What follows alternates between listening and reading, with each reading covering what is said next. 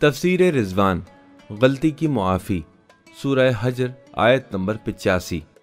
وما خلقنا السماوات والأرض وما بينهما إلا بالحق وإن الساعة لآتية فاصفح الصفح الجميل۔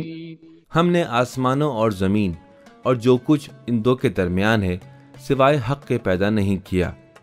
وعدہ شدہ گھڑی قیامت آ کر رہے گی اور ہر کسی کو اس کی جزا مل جائے گی، بس آپ ان سے شائستہ طریقے سے درگزر کریں اور ان کی نادانی پر انہیں سرزنش نہ کریں۔ امام رضا علیہ السلام ذکر شدہ آیت کی تفسیر میں فرماتے ہیں، صفحہ جمیل یعنی دوسرے فریق کو مورد الزام ٹھہرائے بغیر دوسروں کی غلطیوں کو معاف کرنا ہے۔ شاید صفحہ جمیل اور عفو درگزر کے معنی کی بہترین وضاحت امام رضا علیہ السلام نے کی ہے۔ دوسرے فریق کو سرزنش کیے بغیر اس کی غلطیوں کو ہم معاف کر دیں، یہ عفو درگزر انسان دوستی کا ایک خوبصورت ترین نمونہ اور بلند انسانی اخلاقیات کا مظہر ہے۔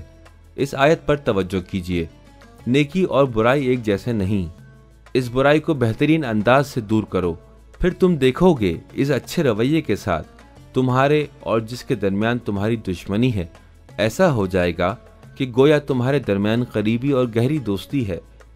دوسروں کی غلطیوں کو معاف کرنے کے اہم ترین اثرات میں سے یہ ہے کہ انسانی روح ہدایت پاتی ہے، نازک حالات میں انتظام کرنے اور جذبات پر قابو پانے کی صلاحیت حاصل کرتا ہے، کیونکہ دوسروں کی غلطیوں پر نیکی کے ساتھ جواب دینا اس بات پر دلالت کرتا ہے کہ تم بدلہ لے سکتے تھے، لیکن بہتر یہ ہے کہ غلطی کرنے والے کی سطح پر آ کر اس کا مقابلہ نہ کرو۔